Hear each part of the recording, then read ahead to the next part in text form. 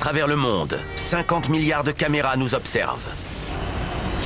Dans les rues, au travail, à la maison. Elles capturent parfois des images exceptionnelles.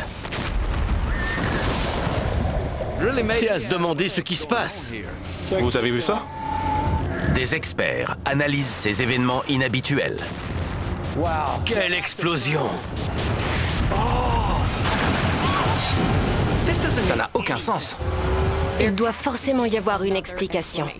Mais alors, qu'est-ce que c'est? Dans cet épisode, le mariage de l'enfer. Il faut vraiment être très cruel pour vouloir se venger de la sorte. Matt Kutcher mène l'enquête. Qu'est-ce que vous faites avec Carter? Dans la jungle vietnamienne, cet arbre peut vous dévorer. Est-ce un mutant génétique créé par l'agent Orange? Et a-t-on la preuve que des extraterrestres vivent sous nos océans? C'est possible. Cela pourrait être d'origine extraterrestre. Des phénomènes étranges, C'est pas vrai. des mystères ont été filmés. C'est hallucinant. Que cachent ces étranges vidéos?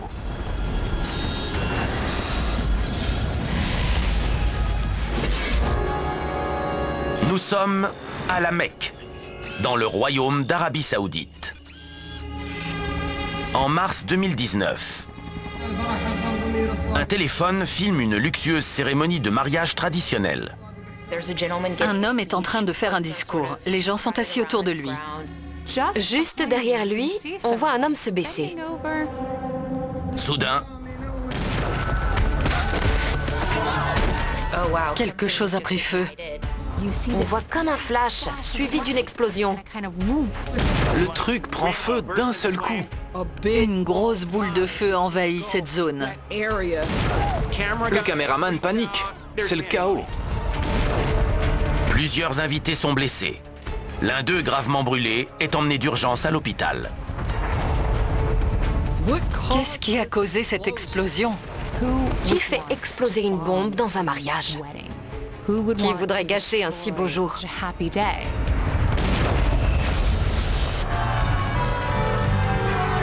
Le mariage est censé être le plus beau jour de notre vie, mais ce n'est pas toujours le cas.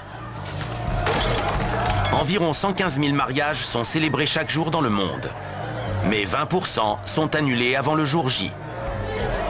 Et parfois, les cérémonies de mariage se terminent par un meurtre. L'historien Christian Cipollini se demande si quelqu'un n'essaie pas de transformer ce mariage en enterrement. Est-ce l'acte d'un pyromane ou bien d'un ex-petit ami jaloux? En étudiant attentivement la vidéo, l'ancien agent de la CIA Tracy Walder remarque que l'homme qui se penche semble faire un geste qui déclenche l'explosion. Il se penche comme pour ramasser quelque chose et boum! On voit l'explosion. L'amour peut rendre les gens fous et même les pousser au meurtre. En 2009, au Koweït, pays frontalier, une personne a tué 43 femmes et enfants lors d'un terrible attentat le jour d'un mariage. Cette personne a mis le feu à la tente dans laquelle se trouvaient les femmes et les enfants. On a découvert qu'il s'agissait de l'ex-femme du marié. Elle a agi par jalousie. Elle n'a pas réussi à tuer la mariée, mais elle a tué sa sœur et sa mère. La pyromane du mariage est condamnée à mort et exécutée par pendaison en 2017. C'est vraiment ce genre de situation, quand une personne est folle de rage, quand elle essaie de faire le plus de mal possible à la personne qu'elle juge coupable de trahison. C'est vrai, il faut vraiment être très cruel pour vouloir se venger de la sorte. Il est possible que cette explosion soit l'œuvre d'un ex-jaloux. Cette boule de feu s'est formée en quelques millisecondes. Pour moi, c'est un engin incendiaire. Est-ce une tentative d'assassinat? Mais pour la journaliste Linda Rodriguez-Macroby, cet embrasement n'est peut-être pas d'origine criminelle. Si on regarde bien, l'homme qui se penche a l'air tout aussi surpris que les autres.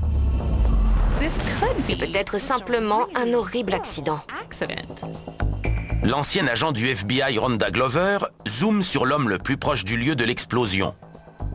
L'homme qui se tient derrière l'orateur semble tenir une cigarette entre ses doigts. Juste avant l'explosion, l'homme se penche comme pour éteindre sa cigarette. En général, écraser une cigarette ne provoque pas une explosion.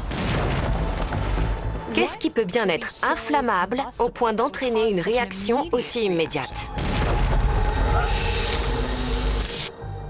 Linda Rodriguez-McRobbie effectue une recherche sur les mariages traditionnels en Arabie Saoudite et découvre qu'une vieille tradition pourrait être en cause.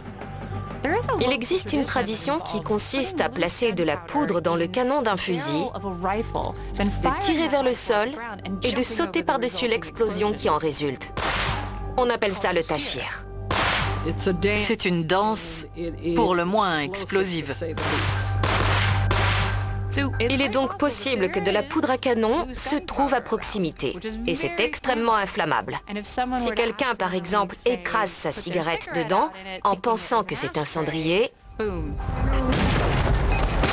Un mégot de cigarette peut-il vraiment enflammer de la poudre à canon et créer la boule de feu que l'on voit sur la vidéo? Pyrotechnicien à Hollywood, Matt Kutcher crée des boules de feu à la demande depuis plus de 35 ans. La tradition saoudienne du tachir devrait l'intéresser. Quand je regarde cette vidéo, je me dis qu'il y a une réserve de poudre ici. Regarde. Ouais, il se penche pour attraper quelque chose. Tu as vu comme ça s'enflamme? Oui, c'est juste en dessous de lui. Est-ce qu'en jetant une cigarette allumée dans un sac de poudre à canon, on obtiendrait la même explosion que celle que l'on voit dans la vidéo? Je pense que l'homme qui se penche tient une cigarette allumée. Boum! Toute cette énergie est libérée. Tu crois qu'il a confondu un bol de poudre avec un cendrier? J'espère pas. Je sais exactement ce qu'on pourrait faire comme test. Ah oui? Ça va être dur de reproduire les mêmes conditions. Viens, on va essayer. Ça marche, je te suis. Allez. Une explosion en pleine cérémonie de mariage en Arabie Saoudite. De la poudre à canon pourrait en être l'origine. Le roi de la pyrotechnie hollywoodienne, Matt Kutcher, se demande si une cigarette a pu mettre le feu aux poudres et créer la boule de feu que l'on voit sur la vidéo. Tu crois qu'il a confondu un bol de poudre avec un cendrier? J'espère pas. Pour reproduire la situation de la vidéo, l'équipe fait appel à son cascadeur fétiche. Qu'est-ce que vous faites avec Carter? J'ai pris quelques libertés artistiques par rapport à la vidéo. Le type se penche en avant bizarrement et soudain, il est victime d'une explosion. Oui, c'est moche.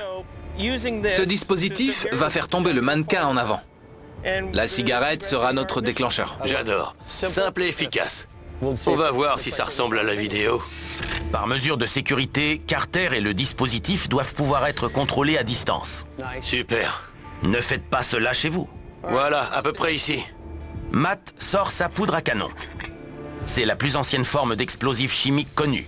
Elle a été inventée en Chine il y a plus de 1000 ans. Ça devrait suffire. Bon, maintenant on allume la cigarette. C'est bon, la cigarette est allumée. Dans 3, 2, 1, allez!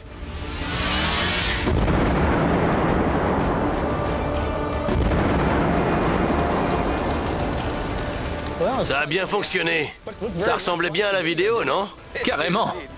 C'était exactement pareil. Une petite étincelle et boum! Une cendre aurait même suffi. Il n'y avait pas besoin de toute une cigarette. Il n'en faut pas plus et voilà le résultat. Carter est cuit.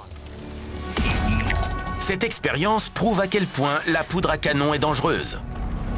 Si Carter nous a prouvé une chose, c'est qu'il ne faut pas mettre de poudre à canon dans un cendrier. Le mariage est une entreprise bien assez dangereuse comme ça.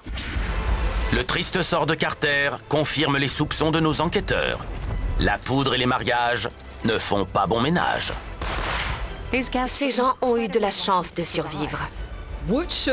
Ça aurait dû être le plus beau jour de leur vie. Ça a failli être le pire. Des événements troublants. Il n'y avait plus rien. Ça ne peut pas arriver ici. Et des personnages plus grands que nature. Je suis senti trahi. Je donnerais ma vie pour ce singe. DocuD, mercredi 21h, à Canal D. Nous sommes au Vietnam, dans les épaisses jungles de la province de Thuyen Quang, le 28 novembre 2018. Dans les profondeurs lugubres de cette forêt humide, des bûcherons observent un phénomène étrange et inquiétant. On voit des ondes à la surface du tronc. Au premier abord, ça ressemble à la texture d'un palmier, mais soudain ça se met à remuer. Ce truc est vivant? Quoi que ce soit, c'est hypnotisant. C'est très bizarre. Qu'est-ce qui se passe? Les forêts humides d'Asie du Sud-Est sont parmi les jungles les plus anciennes au monde. Jusqu'à 140 millions d'années. Elles conservent encore de nombreux secrets dans leur végétation impénétrable. En janvier 2022, un rapport du WWF, le Fonds mondial pour la nature, a répertorié 224 nouvelles espèces, jusqu'alors totalement inconnues, découvertes dans la région du Grand Mékong. Les jungles sont d'une biodiversité incroyable. On y trouve d'innombrables espèces végétales et animales. Mais aucun arbre capable des prouesses visibles sur cette vidéo n'a jamais été documenté. Est-ce qu'il crée ces sortes de reflets mouvants en permanence, ou bien est-ce une réaction aux personnes présentes ou au bruit de la tronçonneuse? Dans ce cas, est-ce un avertissement? Le biologiste Leslie Samuel se replonge dans l'histoire de la guerre du Vietnam, venue troubler ces jungles il y a plus de 50 ans. Souvent, les soldats américains recrutaient des Vietnamiens pour les guider. Mais certains avaient peur de s'y aventurer trop profondément. Selon la légende, la jungle est habitée par des fantômes. Les Vietnamiens les appellent Ma. Les soldats américains, forcés d'y aller seuls, ont observé des choses étranges au milieu des arbres. Des rapports mentionnent des silhouettes fantomatiques se déplaçant de façon surnaturelle. Quand vous êtes dans une jungle aussi profonde, la frontière entre naturel et surnaturel devient floue. Quoi que l'on observe sur cette vidéo, on se demande si c'est ce genre de phénomène qui alimente les histoires de fantômes.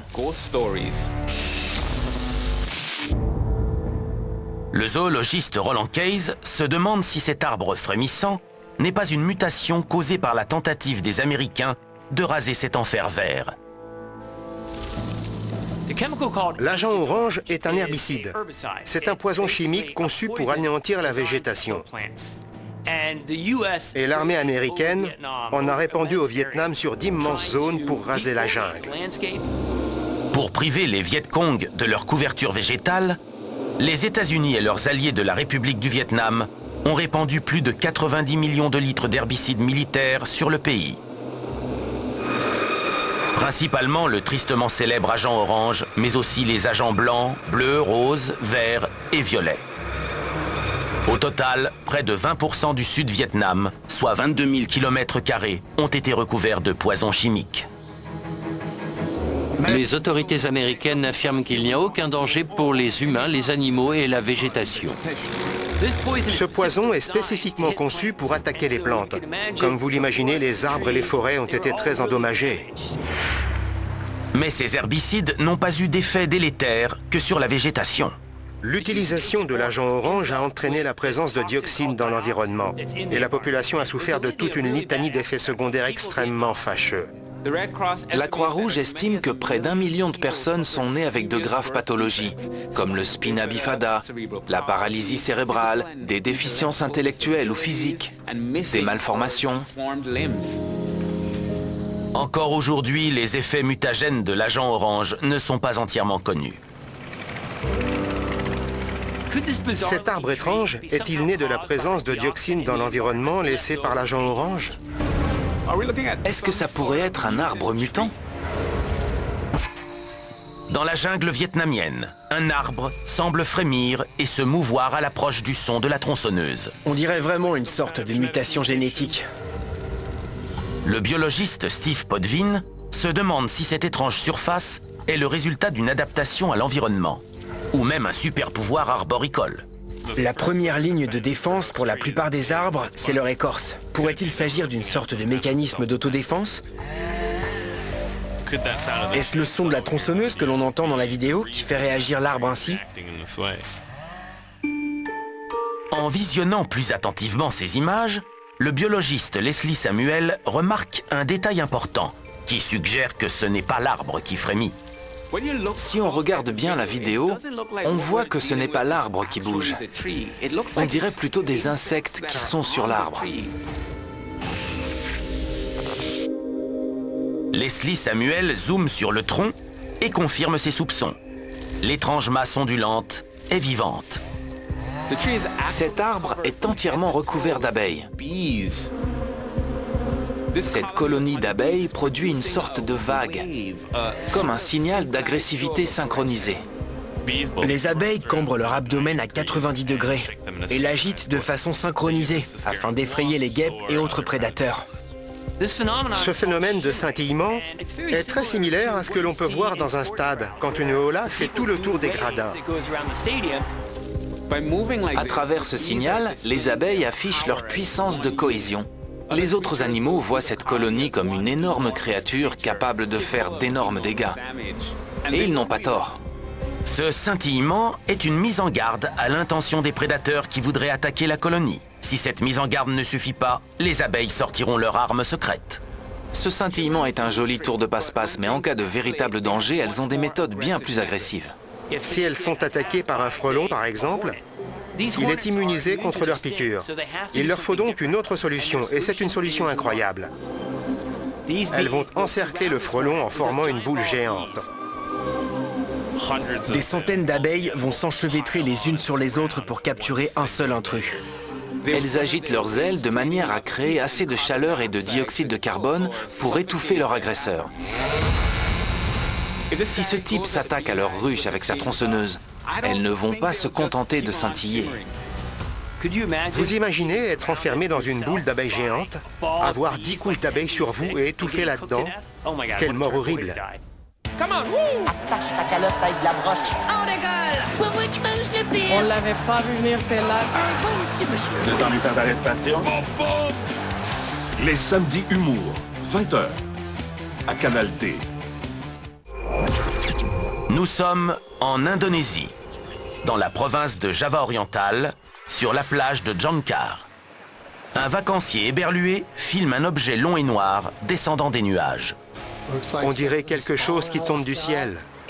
Il est loin au-dessus de l'eau. Quoi que ce soit, ça se dirige droit vers la mer. Il ne semble pas affecté par le vent. On voit comme une sorte de traînée de fumée à l'arrière. Est-ce un atterrissage, un crash? Que se passe-t-il? Mais la suite est encore plus étrange. Il a l'air de s'écraser dans l'océan. Et le plus incroyable, Quand il entre en contact avec l'eau, on ne voit aucune éclaboussure. l'objet semble disparaître dans l'océan. N'importe quel objet normal aurait été réduit en miettes.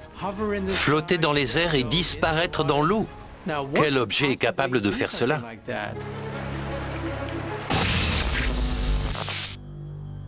L'ingénieur aérospatial Tim Pickens est stupéfait par cet objet qui semble défier les lois de la physique.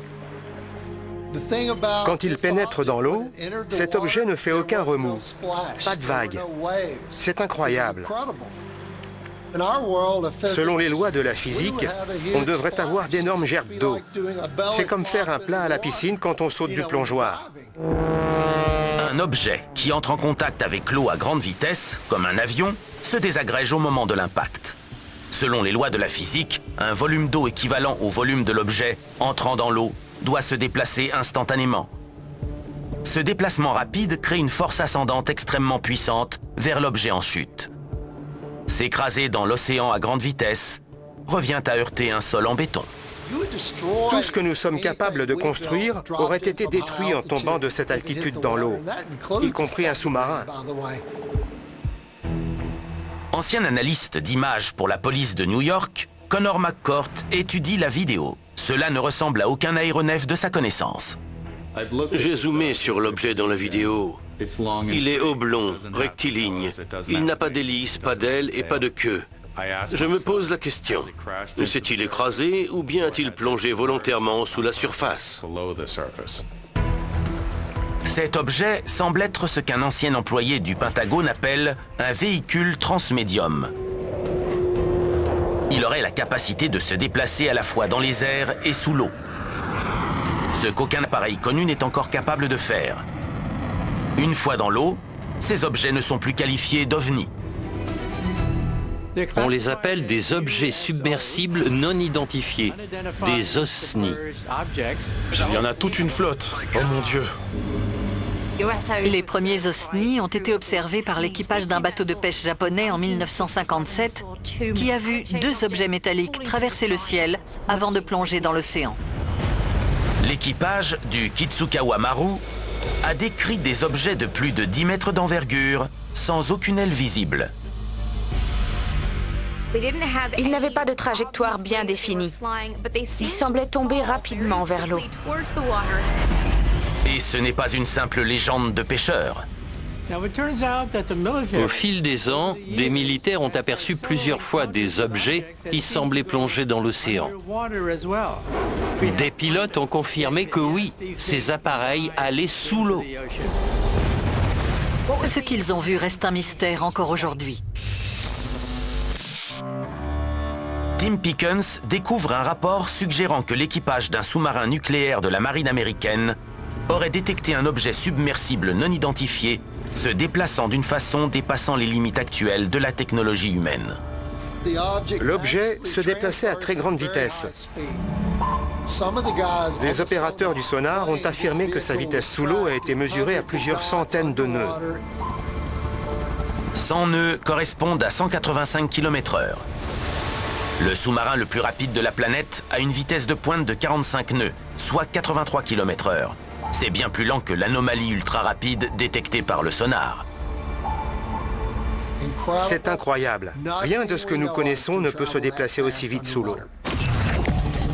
Pendant des décennies, l'armée américaine a nié avoir eu connaissance d'engins non identifiés dans le ciel des États-Unis.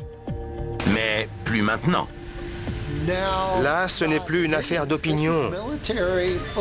Il s'agit d'images militaires, authentifiées par l'armée. C'est fou. Quelqu'un ou quelque chose semble avoir dompté les lois de la physique pour créer une merveille technologique menaçante. Soudain, toutes ces observations d'objets capables d'aller sous l'eau doivent être prises au sérieux. Mais simplement, nous ne savons pas de quoi il s'agit. Sur l'île de Java, une forme étrange semble descendre lentement vers l'océan.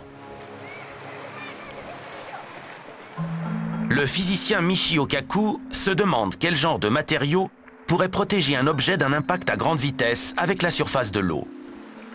Cela suppose une nouvelle technologie pour protéger la coque extérieure de l'appareil. Peut-être du graphène. Le graphène est une couche unique d'atomes de carbone. C'est peut-être le matériau le plus résistant connu par la science à ce jour. Le graphène est le matériau le plus fin de la planète. Il est composé d'un assemblage hexagonal d'atomes de carbone 200 fois plus solide que l'acier. Je peux prendre un éléphant, le mettre en équilibre sur un crayon et poser ce crayon sur une feuille de graphène. Le graphène ne se cassera pas et ne se fissurera pas. Il est à ce point solide, plus solide que du diamant. Pour qu'un objet soit capable de passer de l'air à l'océan sans aucun dommage, sa coque pourrait être composée de graphène. Si cet objet submersible non identifié possède une coque en graphène ultra solide, cela pourrait signifier qu'une puissance rivale, comme la Chine, dont le budget annuel de défense est de 220 milliards de dollars, a fait une avancée technologique remarquable. Nous devons admettre que nous pourrions nous trouver devant une technologie plus avancée que la nôtre. Une technologie qui permettrait de manœuvrer dans les airs, sous l'eau et même dans l'espace, comme si de rien n'était. Mais si la Chine disposait de tels appareils, observés depuis les années 1950, elle aurait déjà conquis le monde. Nul ne pourrait résister à une armée dotée d'une telle technologie. On ne dispose pas d'une technologie aussi avancée. Nous devons accepter le fait que cela pourrait être d'origine extraterrestre. Certains appareils pourraient embarquer une technologie qui dépasse tout ce que nous connaissons. Le mystérieux objet vu au large de la plage de Jangkar a disparu sans laisser de traces. Il n'a jamais été revu. Ces images qui semblent montrer des appareils technologiquement très avancés, défiant les lois de la physique, ne sont plus de simples curiosités. Toutes les grandes puissances cherchent à savoir d'où viennent ces objets, quelles sont leurs intentions et les limites de leur technologie. Car nous allons peut-être devoir redéfinir les lois de la physique. Le fait que les gouvernements prennent désormais les phénomènes aérospatiaux non identifiés au sérieux change la donne. En gros, ils admettent qu'ils ne savent pas ce qui se passe au-dessus de nos têtes. Et ça devrait à la fois nous exciter et nous inquiéter. Il n'y a pas de confiance qui tienne. Il a quelque chose dans la main. C'est pas une bonne nouvelle.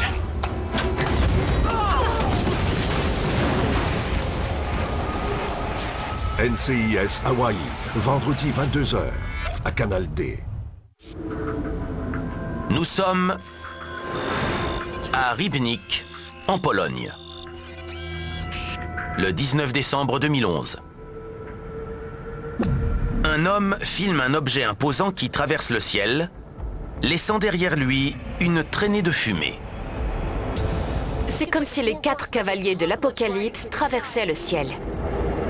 Avec la lumière, on a l'impression que du feu s'échappe de l'objet. On dirait presque un astéroïde qui traverse l'atmosphère. J'imagine que c'est ce que les dinosaures ont vu lors de leurs derniers instants sur Terre. Une grande traînée dans le ciel. Cette vision cauchemardesque dans les cieux ressemble en effet à un astéroïde. Comme celui qui est tombé sur la Terre il y a 66 millions d'années.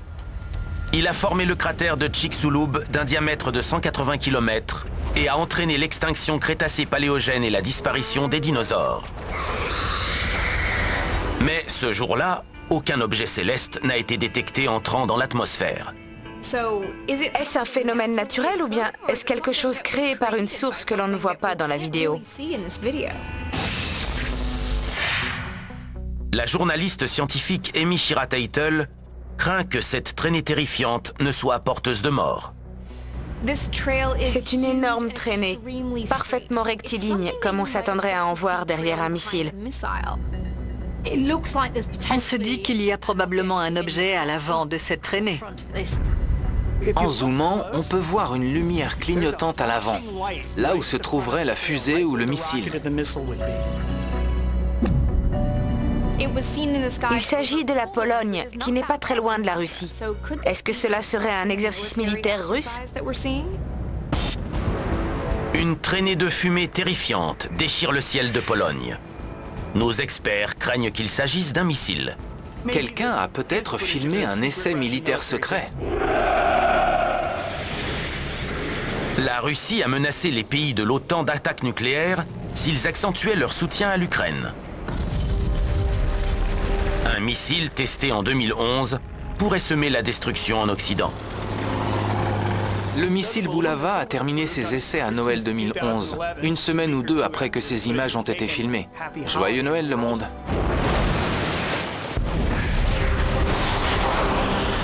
Le Bulava est un missile nucléaire mer-sol balistique d'une charge utile de 1150 kg et d'une portée de 8000 km. Selon les autorités russes, ce tueur de ville est capable de manœuvres d'évitement et peut déployer des leurres pour échapper aux défenses aériennes. Mais au cours de son développement, il a connu des échecs spectaculaires. L'un de ces échecs n'est pas passé inaperçu. On a vu des lumières étranges dans le ciel de Norvège. Le 9 décembre 2009, un ruban de lumière bleue et une spirale blanche font leur apparition dans le ciel nocturne au-dessus de la Suède et de la Norvège. Les images amateurs deviennent virales. Certains craignent qu'un trou de verre ne vienne de s'ouvrir dans l'atmosphère terrestre. Le lendemain, la Russie doit s'expliquer. Il s'agit de l'échec spectaculaire d'un tir de Bulava.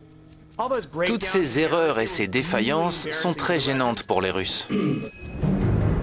Cette scène extraordinaire dans le ciel polonais Est-elle un nouveau test qui a mal tourné? L'histoire a tendance à se répéter.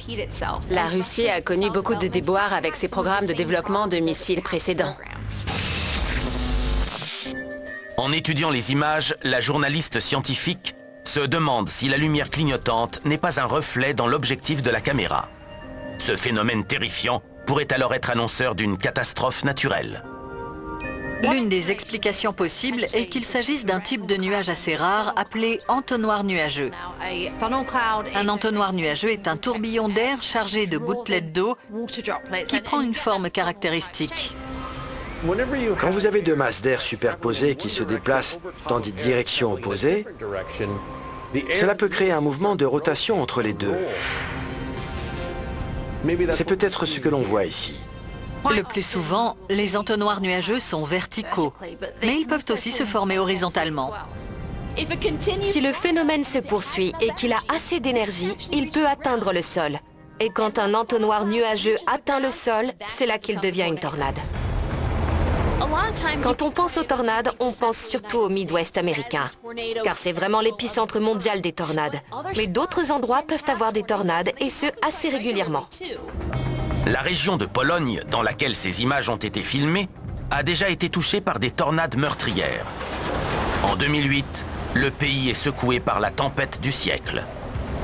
On a dénombré une douzaine de tornades en l'espace de 48 heures, ce qu'on appelle une éruption de tornade. Le 15 août, dans l'après-midi, plusieurs orages supercellulaires se forment. Un enfer de tornades dévaste la Pologne. 4 personnes sont tuées et plus d'une soixantaine blessées. Et plus de 1600 bâtiments sont endommagés ou détruits. Si c'est un entonnoir nuageux, cela veut dire qu'une dangereuse tempête est en train de se former. Un entonnoir de cette taille, ça donnerait une tornade monstrueuse, une tempête mortellement dangereuse. Pour la météorologue Katie Nicolaou, s'il s'agit d'un entonnoir nuageux, il est pour le moins inhabituel. On reconnaît la forme typique de l'entonnoir nuageux, conique à son extrémité. Mais il n'est pas en rotation. S'il n'est pas en rotation, ce n'est pas un entonnoir. Katie Nicolaou pense que ce nuage terrifiant dans le ciel de Pologne pourrait être un spectacle rare de la nature. D'après ce que l'on voit dans la vidéo, je suis à peu près sûre qu'il s'agit d'un nuage en rouleau.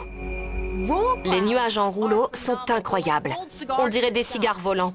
Ils peuvent être isolés ou en groupe de 2 ou 3, voire d'une dizaine. Ils se forment dans des conditions bien spécifiques. Il faut une atmosphère riche en turbulences, ce que l'on trouve en Pologne.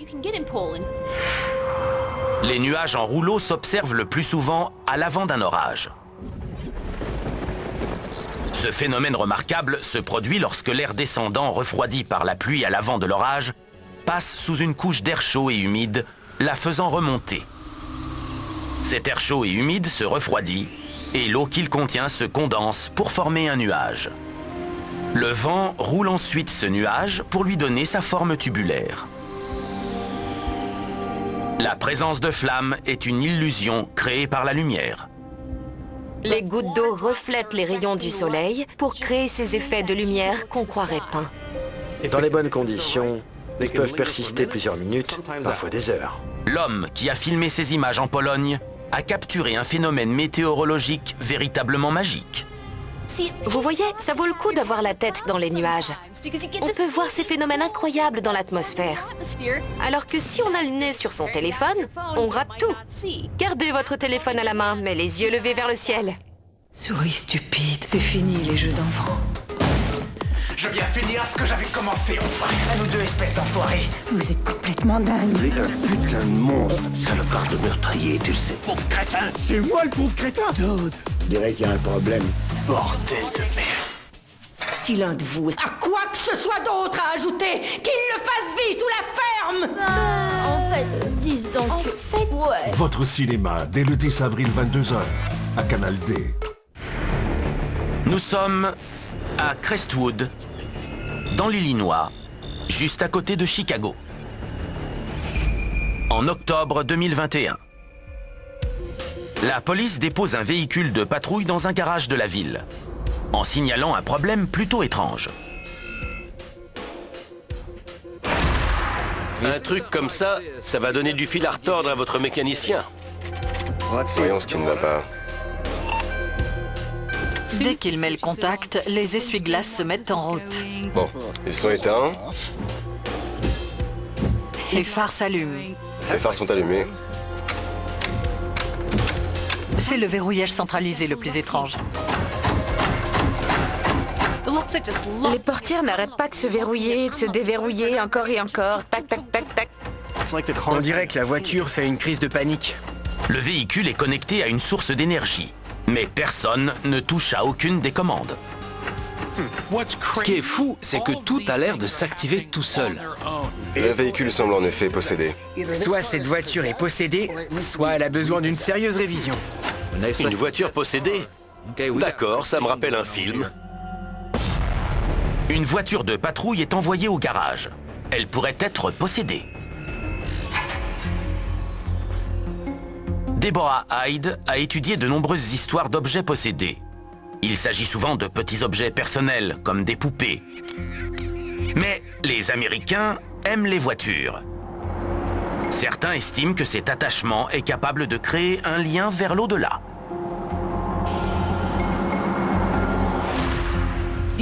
Les interactions entre fantômes et voitures ont produit énormément de récits dans la mythologie américaine. Ceux qui croient aux objets possédés les associent généralement à un événement traumatisant. Donc une voiture de la police de Chicago, ça semble logique. Les forces de l'ordre font parfois face à des phénomènes étranges. En seulement 3 ans, la police britannique a recensé 270 signalements d'origine prétendument surnaturelle. L'illusionniste Ben Nemser découvre que Chicago est la capitale des incidents automobiles paranormaux. Cuba Road à Barrington est surnommée l'autoroute hantée à cause de tous les événements qui y ont été signalés. Cuba Road est célèbre pour ses véhicules possédés par des fantômes. Par exemple, un poids lourd lancé à pleine vitesse. On croit qu'il va entrer en collision avec un autre véhicule, et puis il disparaît. On dit aussi qu'une voiture rôde régulièrement du côté du cimetière. Les témoins disent avoir vu des silhouettes mystérieuses fumant le cigare à l'intérieur. Il s'agirait de gangsters des années 1920 et 1930. Mais pour l'historien Marcus Archot, rien ne permet d'affirmer que cette voiture est hantée. C'est comme si cette voiture était dotée d'une volonté propre. Ils sont éteints. Mais est-elle possédée? Les phares sont allumés. N'y a-t-il pas une autre explication? Le client affirme que le véhicule est possédé. Marcus Archot consulte les nouvelles locales et découvre le diagnostic du mécanicien. Voyons ce qui ne va pas. Après avoir passé plusieurs heures sur cette voiture, le mécanicien conclut que c'est probablement un problème électrique qui provoque ces anomalies. Ils sont éteints. Les phares sont allumés. Ce n'est rien d'aussi alambiqué qu'un esprit qui hante la voiture. C'est juste un problème électrique. Mais c'est un problème potentiellement mortel. Et beaucoup plus fréquent qu'on ne le croit. En 1948, une voiture contenait en moyenne 55 câbles électriques d'une longueur totale de 45 mètres. Les voitures étaient très simples. Vous aviez quelques câbles pour alimenter les clignotants, les phares, l'aération et c'est tout. Quand j'ai commencé à conduire, je me souviens qu'on devait baisser les vitres à la main. Et il n'y avait pas de direction assistée, il fallait tourner le volant de toutes ses forces. De nos jours, tout est géré par l'électronique. Ce qui crée beaucoup plus de problèmes potentiels. Elon Musk a affirmé que la Tesla Model S contenait plus de 3000 mètres de câbles. La Bentley Continental GT se vante d'avoir 2300 circuits électroniques et près de 8000 mètres de câbles. Déroulé, il couvrirait 2 fois la largeur de Manhattan. Un problème électrique peut entraîner toutes sortes d'anomalies, comme des essuie-glaces qui bougent tout seuls. Ils sont éteints. Mais cela peut créer des problèmes plus graves. Un court-circuit peut entraîner un incendie qui peut entièrement brûler votre voiture. En 2018, on a dénombré plus de 200 000 incendies de véhicules dus à un problème mécanique ou électrique. Ils ont fait plus de 560 morts. Cette voiture de police a peut-être des problèmes de câblage, mais ce n'est pas forcément un défaut de conception. De nos jours, les véhicules de police sont confrontés à un autre danger mortel, le sabotage. En 2015, les agents d'un commissariat de Brooklyn ont découvert que les boulons de roue de plusieurs de leurs véhicules, y compris banalisés, avaient été desserrés. Lors d'une poursuite à grande vitesse, ce sabotage aurait pu entraîner le pire. Si des criminels ont eu accès à cette voiture de patrouille, peut-être ont-ils saboté ces circuits pour bloquer les policiers. Heureusement que ce problème a été signalé assez tôt et que la voiture a été emmenée au garage. Si elle avait eu un problème sur la route, le conducteur aurait pu perdre le contrôle et qui sait ce qui serait arrivé. Heureusement que la police a amené ce véhicule au garage à temps. Il aurait pu prendre feu à tout moment.